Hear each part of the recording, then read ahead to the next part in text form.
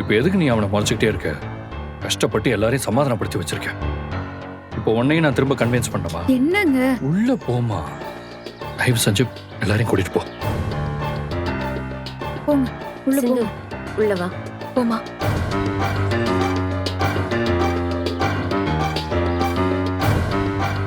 உங்களுக்கு ஒரு நாள் தான் இங்க டைம். அதுக்குள்ள ஏதாச்சும் பேசி ஒரு முடிவுக்கு வர முடியுமான்னு பாருங்க.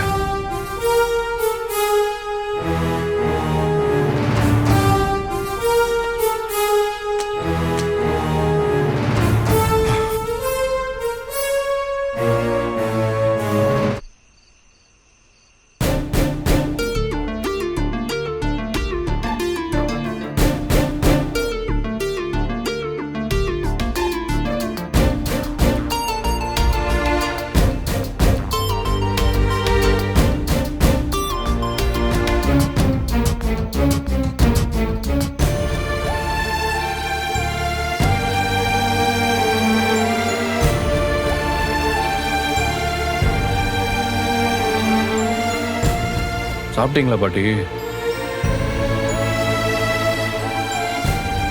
நீங்க சாப்பிட்டீங்களா தாத்தா?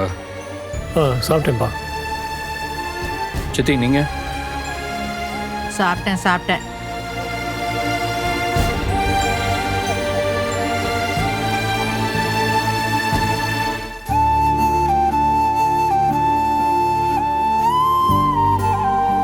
பாட்டி ஒரு நிமிஷம் உங்க கையை கொடுங்க.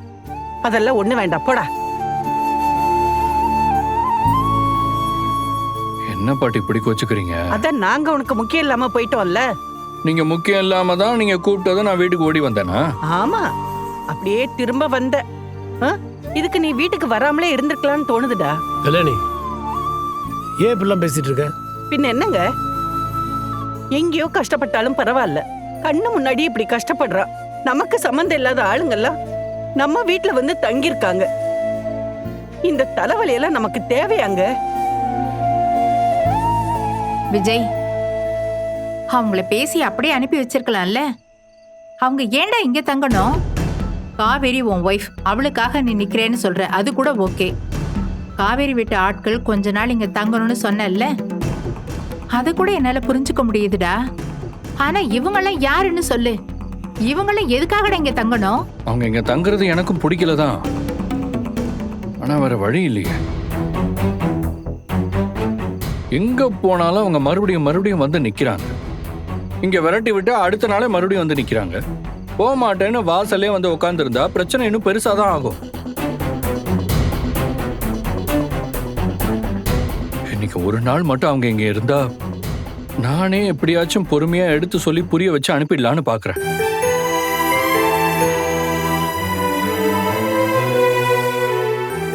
அவங்க இங்க பெர்மனண்டெல்லாம் இருக்க போறதில்ல. ஒரே ஒரு நாள் மட்டும்தான். அதுவும் இந்த பிரச்சனையை முடிச்சு விடுறதுக்கு தான் நான் கேட்கிறேன். காவேரியோட அம்மாவையும் அக்காவையும் நான் இங்க கூப்பிட்டப்போ அவங்களே வரலன்னு தான் சொன்னாங்க. வரலன்னு சொன்னா விட வேண்டியதுதானடா. நீ விட்டுருந்தா இந்த பிரச்சனையே வந்திருக்காதுல்ல. என்ன பாட்டி நீங்க, எனக்குன்னு ஒரு பொறுப்பு இல்லையா? இப்ப நம்ம வீட்டுல யாருக்காவது பிரச்சனைன்னு வைங்களேன், காவேரி நம்ம கூட வந்து நிக்கிறாள்ல. இன்ஃபேக்ட் நான் இந்த வீட்டுக்கு மறுபடியும் வரணும்னு காவேரி தான் என்கிட்ட சொன்னா. உங்களுக்கு உடம்பு சரியில்லைன்னு அவ அவ்வளவு வருத்தப்பட்டா.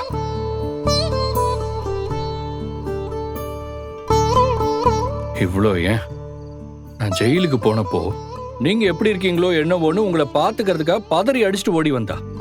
இதெல்லாம் யோசிச்சு பாருங்க. அவன் என் வீட்டு ஆளுங்க மேல காட்டுற அக்கறைய நானும் அவ வீட்டு ஆளுங்க மேல காட்ட வேணாமா பாட்டி? விஜய், நீ அவளால தானே ஜெயிலுக்கே போன. சித்தி, நீங்க எல்லாத்தையுமே தப்பான கண்ணோட்டத்துல பாக்குறீங்க. நான் ஒன்னும் அவளால ஜெயிலுக்கு போகல. அவளுக்கு ஒரு ஆளால பிரச்சனை. அவளுக்கு துணையா நான் கூட நின்னேன். அதுல வந்த பிரச்சனையால தான் நான் ஜெயிலுக்கே போனேன். அதுக்கெல்லாம் காவேரி காரணம் கிடையாது சித்தி.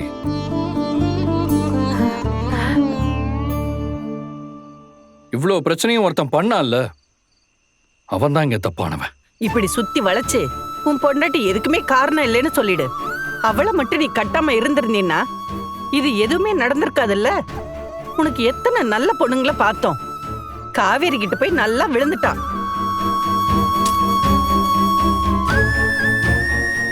பாட்டி, ஒரு விஷயம் நல்லா புரிஞ்சுக்கோங்க. எனக்கு காவேரிய பிடிச்சிருக்கு. எனக்கு பிடிச்சவளுக்கு ஏதாவது ஒண்ணுன்னா அவளுக்கா நிக்கணும்னு எனக்கு தோணுது. இதை நான் ரொம்ப சந்தோஷமா பண்றேன் பாட்டி.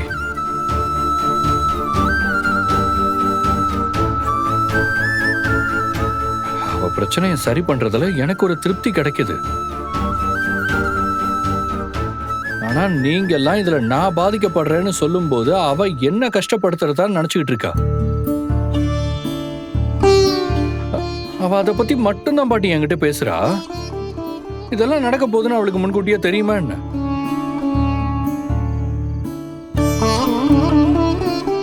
சரி, இப்போ ஒருவேளை நம்ம வீட்டுல ஏதோ ஒரு பிரச்சனை வந்து அதுல அவ தலையே இடாம விலகி போனா உங்களுக்கு வருத்தமா இருக்குமா இருக்காதா?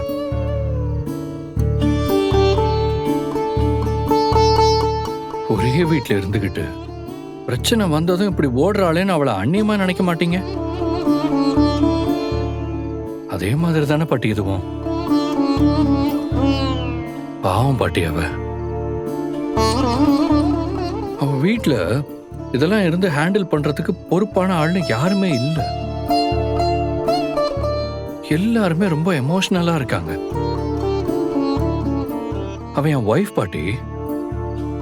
அவளுக்கு ஒரு கஷ்டம்னா அது எனக்கும் கஷ்டம் தானே.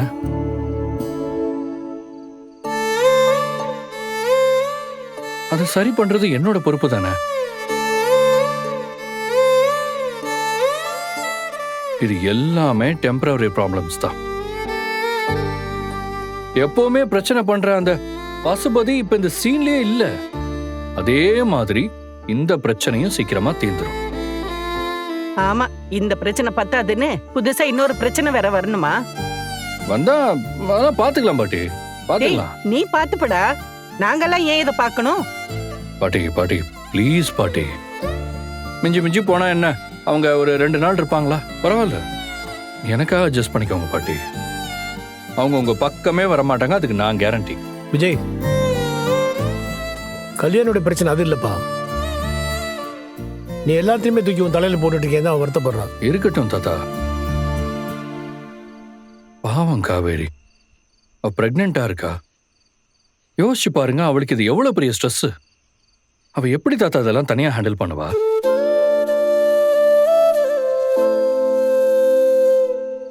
இதெல்லாம் பார்த்துக்கிட்டு என்னால எப்படி தாத்தா அவளை தனியா விட முடியும்? நீங்க எல்லாரும் அவகிட்ட இதை பத்தி பேசாம இருந்தா நல்லா இருக்கும்னு நினைக்கிறேன். அம்மா, இவன் நம்மள சமாதானம் பண்ண வரல. நாம காவிரியை இதுவும் சொல்லிடக்கூடாதுன்னு வந்திருக்கான். ஐயோ சித்தி, அப்படிலாம் எதுவும் இல்லை சித்தி. நான் உங்க கஷ்டத்தையும் புரிஞ்சுக்கிறேன்.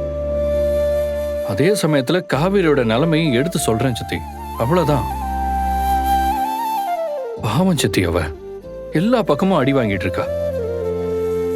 இதுல நம்ம சைட்ல இருந்து அவளுக்கு பிரச்சனை கொடுத்தா அவ என்னதான் பண்ணுவா? அவளுக்கு நான் ஜஸ்ட் சப்போர்ட் தான் பண்றேன். இதுல நான் எமோஷனலா இன்வால்வ் ஆகல.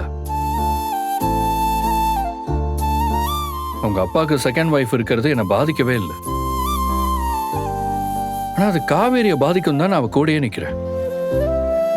நடக்கிற விஷயத்துல எனக்கு எந்த கஷ்டமும் இல்லை. அதுக்காகத்தான் நான் இதை சொல்றேன். இப்ப சொல்லுங்க, சாப்பிட்டீங்களா? இப்பதான்டா சாப்பிட்டேன். தேங்க்யூ பாட்டி.